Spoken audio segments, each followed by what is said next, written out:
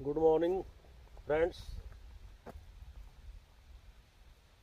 जब से पेड़ों की खेती मैंने शुरू की है तो लोगों से चर्चा भी होती रहती है।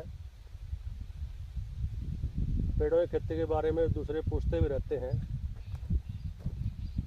और ये भी बात आई कि अब तो रेट है,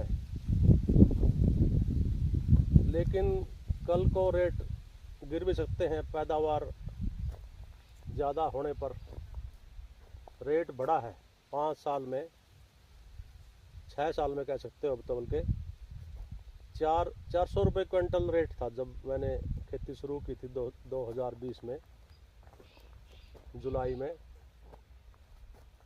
अब है करीब 1300 रुपये क्विंटल। और रेट देखकर बिल्कुल बात सही है कि रकबा बढ़ेगा पेड़ों की खेती का, तो उसकी बात भी जायज़ थी कि ज़्यादा होने पर रेट गिर सकते हैं। लेकिन जो मैंने पता किया, सर्च की, पिछले 12 साल से सफ़ेदे के रेट में कोई कमी नहीं आई, हर बार बढ़ा ही है।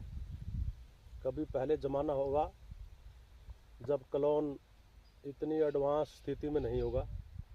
अब तो जल्दी भी होता है, 5 साल की बजाय 3.5 साल में भी खेती ले रहे हैं, पूरी फसल ले रहे हैं। काफ़ी ऐसे किसान हैं। लेकिन ना तो ये फसल की खेती है और ना ये फलों की खेती है कि जब पकी तभी काटनी है तभी बेचनी है। ये तो एक ऐसी खेती है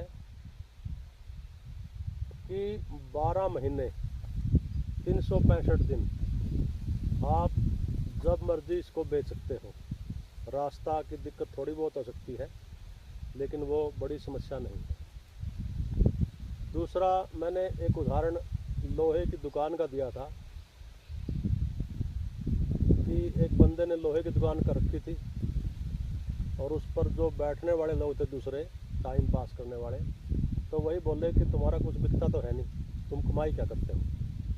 उसने कहा कि मेरी हार्डवेयर की दुकान है, लोहे की दुकान है, कुछ भी ना बिके तो भी लोहे के रेट बढ़ते रहते हैं। जो सामान मेरा पड़ा है दुकान में, पिप्पों में पड़ा हो, पिप्पों में पड़ा ही बढ़ने लग रहा है। तो ये कहा जा सकता है, पेड़ों की खेती रेट से इम्यून है। रेट का